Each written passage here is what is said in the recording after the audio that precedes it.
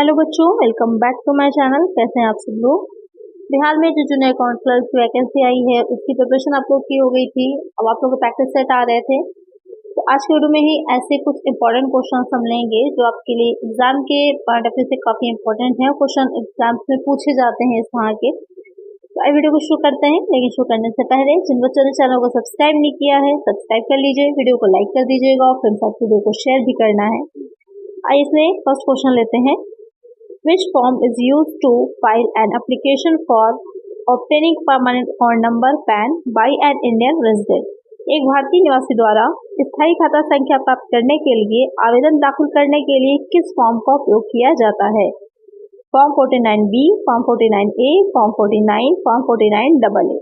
यहाँ पर क्वेश्चन कह रहा है कि परमानेंट अकाउंट नंबर, यहाँ पर बात की जा रही है स्थायी खाता संख्या प्राप्त करने की। जो पैन नंबर होता है उसको प्राप्त करने के लिए कि पैन नंबर आपको मिल जाए, जब हम एप्लीकेशन फॉर्म भर रहे होते हैं तो वहाँ पर हम किस फॉर्म का प्रयोग करते हैं। और जैसे कि हम जानते हैं कि हर चीज़ को जो भी काम इस तरह के गवर्नमेंट के होते हैं, चाहे वो बैंक के थ्रू हो रहे हो या किसी गवर्नमेंट ऑफिस में जाके हम करवा रहे हो, कुछ फॉर्म्स होते हैं उन्हें हमें फिल करना होता है, जिसमें हमें कुछ अपनी बेसिक डिटेल्स होती हैं या जो उससे रिलेटेड इन्फॉर्मेशन मांगी जाएगी वो हमको देनी होती है। तो उसके लिए कौन सा फॉर्म फिल करना होता है, तो वो फॉर्म हो जाता है फॉर्म 49A। हमको जो फॉर्म 49A होता है उसको फिल करना होता है, जिससे कि हम पैन नंबर हमको खाता संख्या मिल सके। और ये किसके अंडर में आता है, तो अगर ये पूछता है तो ये आयकर अधिनियम इनकम टैक्स एक्ट 1961 जो है उसके अंडर में आएगा। ध्यान में रखिएगा ये क्वेश्चन को। तो एक आंसर यहाँ पर हो जाएगा ऑप्शन बी। नेक्स्ट क्वेश्चन है TDS on payment of rent of plant, machinery or equipment, TDS rate is dash। संयंत्र, मशीनरी या उपकरण के किराए के भुगतान पर TDS की दर क्या है? 1%, 5%, 2%, 10%। यहाँ पर क्वेश्चन कह रहा है कि जो TDS लगाया जाता है यानी कि टैक्स डिडक्ट एट सोर्स, उद्गम स्थान पर कर की जो कटौती की जाती है, तो वहाँ पर जब हम ये TDS जो होगा वो कोई प्लांट है उसके रेंट के लिए, मशीनरी या फिर इक्विपमेंट के लिए दे रहे हैं TDS, तो वहाँ पर किस रेट पर TDS देना होता है ये भी ध्यान में रखिएगा। यहाँ पर कंफ्यूज न होगा, डेप्रिसिएशन अलग होता है, TDS अलग चीज़ होती है। अक्सर उन दोनों के जो परसेंटेज या रेट्स होते हैं उनमें कंफ्यूज हो जाते हैं, तो गलत हो जाता है हमारा आंसर। यहाँ पर इस पर कितने परसेंट से TDS लगता है, तो यहाँ पर जो लगेगा वो हो जाएगा 2% पर। एक आंसर हो जाएगा ऑप्शन सी। ये अभी रिसेंटली जो आपका UGC नेट का एग्जाम हुआ उसमें भी ये क्वेश्चन पूछा गया था। तो यहाँ पर एक आंसर है ऑप्शन सी। और इसके अलावा अगर आपसे लैंड के बारे में, बिल्डिंग, फर्नीचर, फिटिंग, इस पर पूछ रहा होगा तो वो 10% की दर से लगाया जाता है। तो कुछ भी पूछ सकता है, ध्यान रखिएगा एग्जाम में। चलिए नेक्स्ट क्वेश्चन है reduction in respect of medical insurance premium is available under section. चिकित्सा बीमा प्रीमियम के भुगतान के संबंध में कटौती उपलब्ध है। 80C, 80CC, 80D, none of the above. तो इस पर पहले भी कई क्वेश्चंस कहा कि मैं जो सेक्शन से रिलेटेड है करा चुकी हूँ आप लोगों को, कि जब चिकित्सा बीमा प्रीमियम की बात आती है, जब आ जाती है मेडिकल इंश्योरेंस का जो प्रीमियम दिया जाता है उसकी जो कटौती दी जाती है, डिडक्शन मिलती है, वो किस सेक्शन में आती है ये क्वेश्चन कह रहा है। तो उसकी जो डिडक्शन होगी वो 80D में आती है। तो एक आंसर हो जाएगा ऑप्शन सी हो जाएगा। नेक्स्ट क्वेश्चन है income tax in sole trading is writing in. एकाकी व्यवसाय में आयकर की राशि लिखी जाती है। Balance sheet, profit and loss account, profit and loss appropriation account, all of these. Question कह रहा है कि अगर एकाकी व्यवसाय किया जा रहा है, कोई अकेला ही व्यक्ति है, उसका अपना बिजनेस है और वो इनकम टैक्स दे रहा है, तो वहाँ पर वो उस राशि को जो इनकम टैक्स उसने पे किया है कहाँ पर शो करता है, कहाँ पर दिखाता है? बैलेंस शीट में, प्रॉफिट एंड लॉस अकाउंट में या profit and loss appropriation account में, या फिर इन तीनों में ही दिखाएगा। वो किस में दिखाता है? वो दिखाता है अपनी स्थिति विवरण में, बैलेंस शीट में दिखाता है, इनकम टैक्स पे के नाम से इनकम टैक्स पेड करके दिखाता है। सही का आंसर हो जाएगा ऑप्शन ए। क्यों दिखाता है उसमें? तो इसका जो मेन रीजन रहता है क्योंकि वो अपना ही अकेले क्या रहेगा, मालिक होता है, खुद ही स्वामी है, खुद ही ओनर है, तो प्रॉफिट भी सारे जो बिजनेस के हैं वो ही ले रहा है, खुद ही ले रहा है। और उसके लिए जो एक इनकम टैक्स है वो डायरेक्ट टैक्स होता है, तो वहाँ पर क्योंकि डायरेक्ट उसके ऊपर ही लगाया जा रहा होगा, इसीलिए वो अपनी बैलेंस शीट में ही उसको दिखाता है। यहाँ पर एक आंसर है ऑप्शन ए। नेक्स्ट क्वेश्चन है income tax was levied in India first by which of the following. निम्न में से किसके द्वारा भारत में सबसे पहले आयकर लगाया गया? Sir James Wilson, sir James, sir Newton, sir लूकस Pacioli. बहुत अच्छा क्वेश्चन है, इजी भी है, कई बार मैं आप लोग को बता चुकी हूँ। किसके द्वारा पहली बार लगाया गया था? सर जेम्स विल्सन के द्वारा। अब देखिए यहाँ पर कंफ्यूज करने के लिए सिर्फ सर जेम्स भी दे रखा है, तो यहाँ पर क्या हो सकता है, सर जेम्स के साथ कुछ और नाम ऐड कर देते, तो यहाँ पर ध्यान में रखिएगा सर जेम्स विल्सन ने लगाया था 1860 में पहली बार। तो करेक्ट आंसर हो जाएगा ऑप्शन ए। हाँ, अगर क्वेश्चन ये पूछता है कि आयकर अधिनियम के द्वारा कब लगाया गया था, तो 1962 में लागू हुआ था। लेकिन अगर सिर्फ इतना क्वेश्चन आता है कि इंडिया में फर्स्ट टाइम कब लगाया गया था, तो सर जेम्स विल्सन ने 1860 यानी 1860 में पहली बार जो इनकम टैक्स था वो लगाया था, तो इसको ध्यान में रखिएगा। नेक्स्ट क्वेश्चन है, as per the provision of the income tax act 1961 with respect to the income under the head salary children education allowance which of the following statement is correct?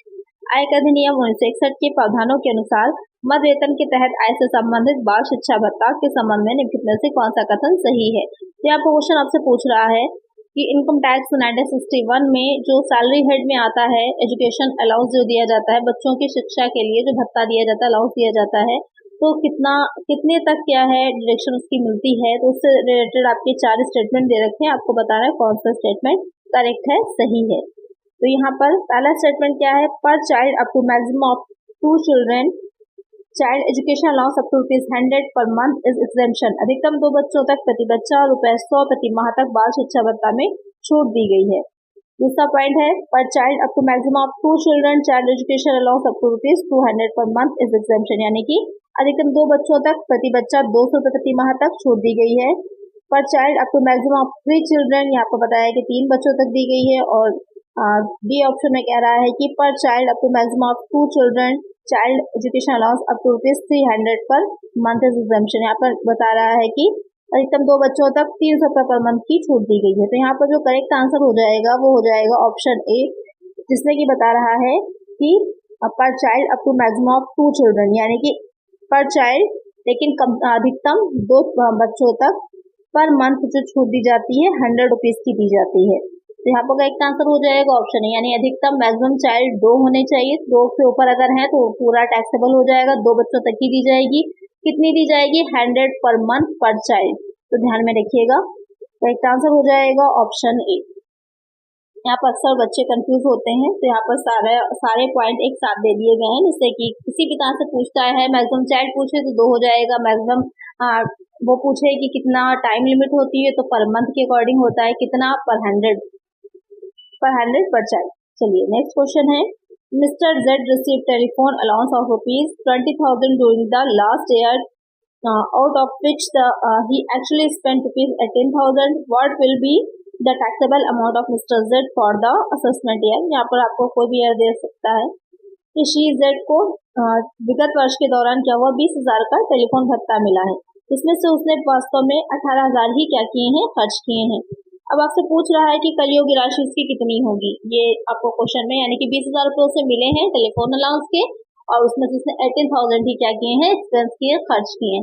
अब 2,000 रुपये से बच गए हैं, लेकिन आपसे क्वेश्चन में पूछा है कि उसे कितना टैक्सेबल होगा, पूरा 18,000 होगा, 20,000 हो जाएगा, जैसे कि यहाँ पर आपके ऑप्शन में दे रखा है कि नील होगा, कुछ भी टैक्सेबल नहीं होगा, 20,000 होगा, 18,000 होगा, या फिर जो उसका रिमेनिंग बच गया है अमाउंट 2,000 का वो होगा। तो यहाँ पर कितना अमाउंट हो जाएगा, तो पूरा का पूरा जो 20,000 है पूरा का पूरा ही टैक्सेबल होगा यहाँ पर, क्योंकि जो आपका टेलीफोन भत्ता होता है, टेलीफोन अलाउंस जो होता है वो टैक्सेबल होता है, कर योग्य होता है। और कुछ होते हैं ऐसे भत्ते जो आपके फुली टैक्सेबल होते हैं, कुछ पार्टली होते हैं, कुछ एग्जम्प्ट होते हैं। तो यहाँ पर जो टेलीफोन अलाउंस है वो फुली टैक्सेबल है, तो इसलिए पूरा का पूरा अमाउंट ही टैक्सेबल होगा, और उसकी जो सैलरी है उसमें हम इनकम ऐड कर रहे होंगे उसमें जोड़ा जाएगा। तो एक आंसर हो जाएगा ऑप्शन बी। चलिए नेक्स्ट क्वेश्चन है,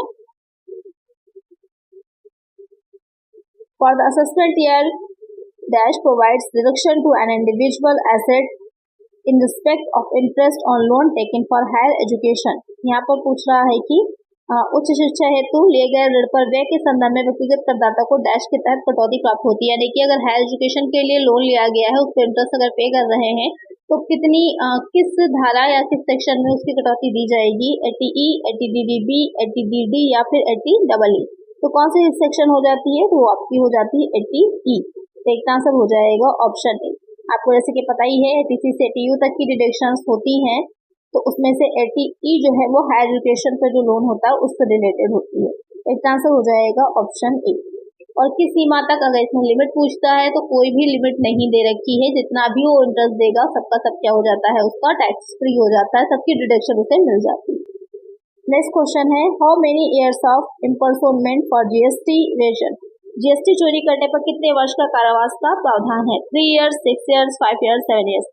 यानी कि अगर आप जीएसटी पे नहीं कर रहे, जैसे कि इनकम टैक्स में होता है कि अगर आपने चोरी कर रही है कर की, इसी तरह जीएसटी में भी है कि अगर आपने टैक्स की चोरी करी है तो आपको कितने वर्ष तक का आपको कारावास हो सकता है। तो कितने वर्ष तक का इसमें कारावास होगा? इसमें 5 ईयर्स तक का कारावास हो सकता है। तो इसका आंसर हो जाएगा ऑप्शन सी। चलिए नेक्स्ट क्वेश्चन है, which constitutional amendment has been made to pass the GST bill.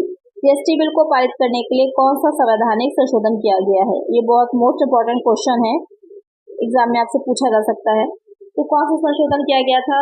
101, 120 या फिर 122 या फिर 115 कौन सा किया गया था अमेंडमेंट इसमें से? तो इसमें से जो अमेंडमेंट हुआ था वो 101वां जो संशोधन था वो किया गया था जब जीएसटी का बिल लाया गया था।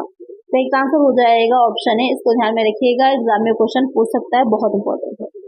फिर नेक्स्ट क्वेश्चन है, who appoints controller and auditor general of India. Bharat के नियंत्रक एवं महालेखा परीक्षक की नियुक्ति कौन करता है? प्रेसिडेंट, राष्ट्रपति, chief justice of supreme court, सर्वोच्च न्यायालय के मुख्य न्यायाधीश, वाइस प्रेसिडेंट, उपराष्ट्रपति या फिर गवर्नर। यहाँ पर क्वेश्चन कह रहा है कि इसको शॉर्ट में कैग भी लिखा हो सकता है, तो इसको भी ध्यान में रखिएगा, एग्जाम में सिर्फ कैग भी लिख कर आ सकता है।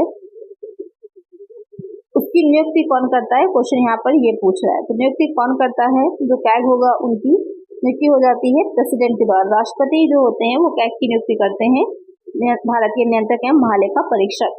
तो इसका आंसर हो जाएगा option A. The mandatory rotation of the statutory auditor has been provided under of dash companies act 2013। Company अधिनियम 2013 के तहत वैधानिक लेखा परीक्षक का अनिवार्य रोटेशन प्रदान किया गया है। Section 139 section 2, section 138 subsection 2, section 139 section 3 या फिर सेक्शन 149 सबसेक्शन 2। यहाँ पर क्वेश्चन कह रहा है कि कंपनी अधिनियम 2013 के अंतर्गत जो वैधानिक लेखा परीक्षक होता है उसका रोटेशन यानी कि बार बार चेंज होना चाहिए, किस धारा में दे रखा गया है? तो वो हो जाएगा आपका कौन सी इसके लिए धारा सेक्शन होती है? 139 सेक्शन 2 हो जाती है। करेक्ट आंसर हो जाएगा ऑप्शन ए।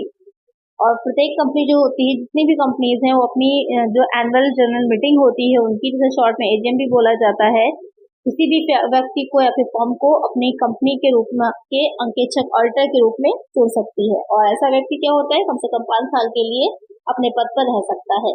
अगर किसी वजह से हटाया ना जाए तो 5 साल तक उसका कार्यकाल होता है। तो एक आंसर हो जाएगा option A.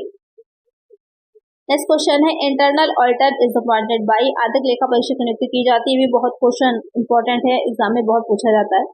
Board of director चयन संचालक मंडल द्वारा, शेयर होल्डर्स अंशधारियों द्वारा, सेंट्रल गवर्नमेंट केंद्र सरकार द्वारा, कंपनी सेक्रेटरी कंपनी सचिव द्वारा। तो जो इंटरनल ऑडिटर होता है उसको कौन अपॉइंट करता है? क्वेश्चन यहाँ पे कह रहा है इंटरनल ऑडिटर जो होता है, जो आर्थिक लेखा परीक्षक होता है, वो बोर्ड ऑफ डायरेक्टर्स जो होते हैं, जो संचालक मंडल होता है, उसके द्वारा ही नियुक्त कर लिया जाता है। एक आंसर होगा ऑप्शन है। अगर ऐसे की जा रही है ऑडिटर के बाद की कौन जो है ऑडिटर को अपॉइंट करता है, तो ध्यान में रखिएगा जो अंशधारी होते हैं, शेयर होल्डर्स होते हैं, वो जर्नल मीटिंग में उसकी नियुक्ति करते हैं ऑडिटर की। लेकिन अगर इंटरनल ऑडिटर की बात की जा रही है तो वहाँ पर बोर्ड ऑफ डायरेक्टर्स जो होते हैं वो उसकी नियुक्ति करते हैं। एक आंसर हो जाएगा ऑप्शन ए। नेक्स्ट क्वेश्चन है, विच of the following statement is incorrect. निम्नलिखित में से कौन सा कथन गलत है? The auditor doesn't satisfy himself with the authenticity of the financial accounts prepared for a particular period. अंकेक्षक किसी विशेष अवधि के लिए तैयार किए गए वित्तीय खाते की प्रामाणिकता से खुद को संतुष्ट नहीं करता है। Auditing is an intelligent and critical examination of the books of accounts of business. लेखा परीक्षा क्या है? व्यवसायिक खातों की पुस्तकों की एक बुद्धिमान और महत्वपूर्ण परीक्षा है। Auditing is done with the help of vouchers, document, information and explanations received from the clients. ग्राहकों से प्राप्त वाउचर, दस्तावेज, सूचनाएं और स्पष्टीकरणों की सहायता से अंकेक्षक का कार्य किया जाता है। Auditing is done by an independent qualified person. लेखा परीक्षा एक स्वतंत्र वियोग्य स्वतंत्र योग्य व्यक्ति द्वारा की जाती है। तो यहाँ पर आपको बताना है इससे कौन सा इनकरेक्ट है। क्वेश्चन पे ध्यान दिया करिए कि ये पूछ रहा है कि क्या सही है या फिर ये पूछ रहा है कि क्या गलत है। तो यहाँ पर जो पॉइंट्स आपके दे रखे हैं, तो पहला पॉइंट जो यहाँ पर दे रखा है कि the auditor doesn't satisfy himself with the authenticity of the financial account prepared for a particular period. अंकेक्षक जो होता है वो स्वयं को संतुष्टि नहीं करता है कि जो अकाउंट्स रखे गए हैं वो सही हैं या नहीं सही है। तो ये गलत है। मेन तो काम ऑडिटर का यही होता ही है कि जो भी अकाउंट्स बुक्स रखी गई हैं किसी भी बिजनेस में, उन सारी बुक्स की अच्छे से जांच करे, देखे कि सही है या नहीं है, प्रॉपर एंट्रीज की गई हैं या नहीं की गई हैं, क्लासिफिकेशन करे, वैल्यूएशन करे, और उसके बाद ये फाइनल अपनी रिपोर्ट दे कि जो भी अकाउंट्स बनाए गए हैं वो सही है या नहीं है। वो अपना कोई वर्डिक्ट नहीं देता, लेकिन सिर्फ वो क्लीन या फिर क्वालिफाई जैसा भी रहेगी उस हिसाब से अपनी पूरी एग्जैक्ट रिपोर्ट दे देता है कि अकाउंट्स किस तरह के हैं। तो उसका मेन काम यही होता है कि चेक करना कि सही है या नहीं है। तो यहाँ पर संतुष्ट करना तो जरूरी होता है। तो यहाँ पर जो इनकरेक्ट है पॉइंट वो ए ही हो जाएगा, बाकी तीनों पॉइंट आपके करेक्ट हो जाते हैं। तो यहाँ पर करेक्ट आंसर है ऑप्शन ए। नेक्स्ट क्वेश्चन है the main object of auditing is. लेखा परीक्षा का मुख्य उद्देश्य है डिटेक्शन ऑफ एरर, त्रुटियों का पता लगाना, to find variability of financial position and profit and loss statement, वित्तीय स्थिति और लाभ और हानि विवरण की विश्वसनीयता का पता लगाना, टू फाइंड आउट फ्रॉड, कपट का पता लगाना, नन ऑफ द अबव, इनमें से कोई नहीं। तो यहाँ पर देखिए तीनों ऑप्शन जो दे रखे हैं वैसे तो वो करेक्ट ही हैं, लेकिन यहाँ पर ये कह रहा है कि मेन ऑब्जेक्ट क्या है, यानी कि मेन उद्देश्य, मुख्य उद्देश्य क्या होता है ऑडिटिंग करने का। तो जो मेन ऑब्जेक्टिव होता है, एक हो जाते हैं प्राइमरी ऑब्जेक्टिव और दूसरे होता है सेकेंडरी ऑब्जेक्टिव। तो प्राइमरी और मेन ऑब्जेक्टिव आपके सेम ही है। तो यहाँ पर जो प्राइमरी ऑब्जेक्टिव या मेन ऑब्जेक्टिव होता है वो हो जाएगा to find variability of financial position and profit and loss statement, कि जो वित्तीय स्थिति सही ढंग से दर्शा रहे हैं अकाउंट्स या नहीं दर्शा रहे हैं, इसकी सही से जांच करना, वही हो जाता है मेन ऑडिटिंग का उद्देश्य। और त्रुटियों को, एरर को या फिर फ्रॉड को पता लगाना ये सेकेंडरी में आता है। एक आंसर हो जाएगा ऑप्शन बी। नेक्स्ट क्वेश्चन है insurance expenses for transferring a machine from purchase place to the place of establishment is called. Machine को खरीद के स्थान से स्थापित करने के लिए स्थान तक लाने के लिए बीमा व्यय को कहते हैं capital expenditure, revenue expenditure, deferred revenue expenditure, none of the above. यहाँ पर क्वेश्चन कह रहा है कि कोई मशीनरी है, उसको परचेज किया गया है, अब उसको एक स्थान से दूसरे स्थान पर ट्रांसफर किया जा रहा है और साथ में ही उसके जो बीमा के इंश्योरेंस है किया गया है उसके जो एक्सपेंसेस हुए हैं वो किस तरह के एक्सपेंसेस है, कैपिटल है, रेवेन्यू है या फिर डिफर्ड रेवेन्यू एक्सपेंडिचर है। तो इस तरह का क्वेश्चन एक ना एक जरूर पूछा जाएगा जो आपका कैपिटल रेवेन्यू एक्सपेंडिचर या फिर रेवेन्यू एक्सपेंडिचर से रिलेटेड होगा। तो यहाँ पर ये जो है किस तरह का एक्सपेंस है, इसे हम कैपिटल एक्सपेंडिचर ही मानते हैं। एक आंसर हो जाता है ऑप्शन ए। जो मशीनरी होती है उसके एस्टैब्लिशमेंट के जो चार्जेस होते हैं वो मशीनरी की कॉस्ट में ही ऐड कर दिया जाता है। यहाँ पर करेक्ट आंसर हो जाएगा ऑप्शन ए। नेक्स्ट क्वेश्चन है A firm consumes 90,000 units of a certain item of raw material in its production process annually. It costs ₹3 per unit. The cost per purchase order is ₹300 and the inventory carrying cost is 20% per year. What is the EOQ? कोई firm अपनी उत्पाद प्रक्रिया में वार्षिक रूप से कच्चे माल की किसी मद की 90,000 इकाइयों का उपयोग करती है। प्रति इकाई लागत कितनी है? ₹3। प्रतिक्रय आदेश लागत है ₹300 तथा इन्वेंट्री वाहन लागत है 20% प्रति वर्ष। आपको क्या निकालना है? मितव्ययी आदेश मात्रा यानी कि EOQ निकालना है। तो कॉस्ट से अगर क्वेश्चन आता है तो मोस्टली EOQ से रिलेटेड ही पूछते हैं, या तो ABC एनालिसिस से रिलेटेड ही क्वेश्चन आता है, LIFO, FIFO, HIFO है, ऐसे ही क्वेश्चन बनते हैं। तो यहाँ पर इसीलिए मैंने एक न्यूमेरिकल यहाँ पर इंक्लूड किया है जिससे कि आपको ये पता चल जाए कि EOQ अगर आता है तो कैसे निकाला जाएगा इसे। तो यहाँ पर कितना होगा EOQ, तो इसको निकालने के लिए सबसे पहले आपको उसका फॉर्मूला पता होना चाहिए कि कैसे निकलता है। तो सबसे पहले जो गिवन है उसको नोट कर लीजिए। उसके बाद EOQ का जो फॉर्मूला होता है उसको रखेंगे, क्या हो जाएगा, अंडर रूट हो जाएगा 2 इंटू एनुअल रिक्वायरमेंट जितना वार्षिक उपयोग किया गया है, इंटू हो जाएगा जो ऑर्डरिंग कॉस्ट हो जाएगी, आदेश की लागत होती है, अपॉन में आ जाता है कॉस्ट ऑफ हैंडलिंग यानी कि रख रखाव की लागत कितनी होगी प्रति इकाई प्रति वर्ष के हिसाब से। तो यहाँ पर क्वेश्चन में देख लेते हैं क्या क्या चीजें आपकी गिवन है। एनुअल रिक्वायरमेंट बताया हुआ है 90,000 इकाइयां हैं। उसके बाद यहाँ पर आदेश लागत कितनी आ रही है, तो यहाँ पर बता दिया है कि कितनी आती है, ऑर्डरिंग कॉस्ट 300 आती है। फिर यहाँ पर जो कॉस्ट ऑफ हैंडलिंग हमें देखना है कि कॉस्ट ऑफ हैंडलिंग कितनी है, तो यहाँ पर कॉस्ट ऑफ हैंडलिंग नहीं बताया है, यहाँ पर उन्होंने कहा है जो वहन लागत है 20% है, यानी कि कैरिंग कॉस्ट है 20% पर ईयर। अब वो 20% किसका हम निकालेंगे, जो 3 रुपए दे रखे हैं इसका ही हम निकालेंगे 20%। तो 3 रुपए का 20% ही हो जाएगी हमारी कॉस्ट ऑफ कैरिंग या फिर कॉस्ट ऑफ हैंडलिंग जिसे कहा जाता है।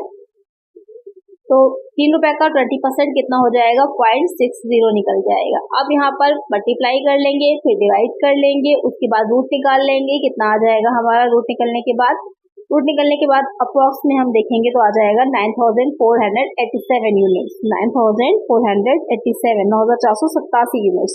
तो यहाँ पर करेक्ट आंसर क्या हो जाएगा हमारा, ऑप्शन बी। बस आपको इस फॉर्मूले को याद रखना है, इसी फॉर्मूले के बेसिस पर ही आपका आंसर निकल आएगा। करेक्ट आंसर है ऑप्शन बी। नेक्स्ट क्वेश्चन है, एबीसी एनालिसिस इज, एबीसी विश्लेषण है an approach to profit planning, लाभ नियोजन की एक पद्धति है। A technique of financial analysis, वित्तीय विश्लेषण की एक तकनीकी है। A technique of inventory control, सामग्री नियंत्रण की एक तकनीक है। या फिर a technique of profit determination, लाभ निर्धारण की तकनीक है।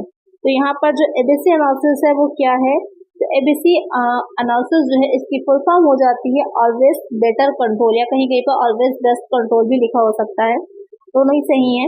तो यहाँ पर क्या होता है मेन एबीसी, तो इससे नाम से थोड़ा सा क्लियर हो गया होगा कि जब मटेरियल कंट्रोल की बात आती है तो वहाँ उसी से रिलेटेड आपका एबीसी हो जाता है। तो मटेरियल कंट्रोल की बात कहाँ कह रहा है, यहाँ पर टेक्निक ऑफ इन्वेंट्री कंट्रोल, सामग्री नियंत्रण की एक तकनीक होती है कि किस तरह से हमें जो मटेरियल है उसको कंट्रोल में रखना चाहिए, किस तरह से स्टोर करके रखना है हमें उसे। एक आंसर हो जाएगा option C. Cost audit is compulsory in, लागत अंकेक्षण अनिवार्य है रिटेल बिजनेस, फुटकर व्यापार में, मैन्युफैक्चरिंग कंपनीज, विनिर्माणी कंपनियों में, माइंस खदानों में, नन ऑफ दिस में से कोई नहीं। तो कॉस्ट ऑडिट जो होता है वो किसके लिए कंपल्सरी होता है, तो कॉस्ट ऑडिट जो मैन्युफैक्चरिंग कंपनीज होती हैं, विनिर्माण कंपनियां होती हैं, उनके लिए कंपल्सरी होता है। तो एक आंसर हो जाएगा ऑप्शन बी। बाकी सबके लिए कॉस्ट ऑडिट करना कंपल्सरी नहीं है, लेकिन जो कंपनीज मैन्युफैक्चरिंग में लगी हैं, विनिर्माण का कार्य करती हैं, उनके लिए कराना जरूरी है। नेक्स्ट क्वेश्चन है, in his report the auditor gives his, लेखा परीक्षक अपनी रिपोर्ट में देता है अपना जजमेंट, निर्णय, ओपिनियन, राय, guarantee to correctness of account, खातों की शुद्धता की गारंटी, या फिर ऑल ऑफ द अबव, उक्त सभी। तो यहाँ पर क्वेश्चन जो कह रहा है कि जो ऑडिटर की रिपोर्ट होती है उस रिपोर्ट में ऑडिटर क्या कहता है या क्या बताता है, तो यहाँ पर वो सिर्फ अपना ओपिनियन देता है, अपनी राय देता है। यहाँ पर ऑडिटर कुछ इस तरह के अगर कोई फ्रॉड या कपट किए गए हैं, सारे कपट या फ्रॉड जो होते हैं वो जरूरी नहीं है कि ऑडिटर पकड़ ही ले, कुछ में अगर कंपनी के मैनेजमेंट है या फिर कंपनी के लोग ही शामिल होते हैं तो उनको पकड़ पाना ऑडिटर के लिए इतना पॉसिबल नहीं हो पाता है। इसलिए ऑडिटर की जो रिपोर्ट मानी जाती है कि उसका ओपिनियन है, ना कि उसका कोई जजमेंट होता है या फिर कोई अपना फाइनल वो वर्डिक्ट दे रहा है कि नहीं कंपनी के खाते ऐसे ही हैं। वो सिर्फ अपना ओपिनियन देता है खातों की जो अकाउंट्स है उनको चेक करने के बाद। तो यहाँ पर करेक्ट आंसर हो जाएगा ऑप्शन बी। फिर नेक्स्ट क्वेश्चन है, cost audit is not necessary for unit engaged in, लागत अंकेक्षण आवश्यक नहीं है इन इकाइयों के लिए जो लगी होती हैं मैन्युफैक्चरिंग में, माइनिंग में, प्रोसेसिंग में, कॉन्ट्रैक्टिंग में। अभी जो क्वेश्चन हमने लिया था उसमें हमने समझा था कि किसके लेने वाले होता है, तो हो गई मैन्युफैक्चरिंग के लिए। तो पहला पॉइंट तो हट गया यहाँ पर, क्योंकि आप पूछ रहा है किसके लिए इम्पोर्टेंट नहीं है, आवश्यक नहीं है। तो यहाँ पर मैन्युफैक्चरिंग कंपनी के लिए तो आवश्यक ही है, इम्पोर्टेंट ही है। इसके अलावा अगर हम बात करें माइनिंग के लिए तो उनके लिए भी, क्योंकि वहाँ पर भी एक तरह से मैन्युफैक्चरिंग का ही काम हो रहा है, विनिर्माण का काम हो रहा है। प्रोसेसिंग के लिए भी, लेकिन जो कॉन्ट्रैक्ट होते हैं वहाँ पर कॉन्ट्रैक्टिंग के लिए लागत अंकेक्षण अनिवार्य नहीं होता। तो यहाँ पर करेक्ट आंसर हो जाएगा ऑप्शन डी। तो आज की वीडियो में इतना ही। आई होप वीडियो अच्छी लगी होगी, क्वेश्चंस अच्छे लगे होंगे आपको। अगर वीडियो अच्छी लगी है तो लाइक जरूर कर दीजिएगा, चैनल पर नए सब्सक्राइब कर लीजिएगा इसी तरह की और वीडियोस के लिए, और फ्रेंड्स के साथ वीडियो को शेयर भी कर दीजिएगा। मिलते हैं नेक्स्ट वीडियो में। Thank you.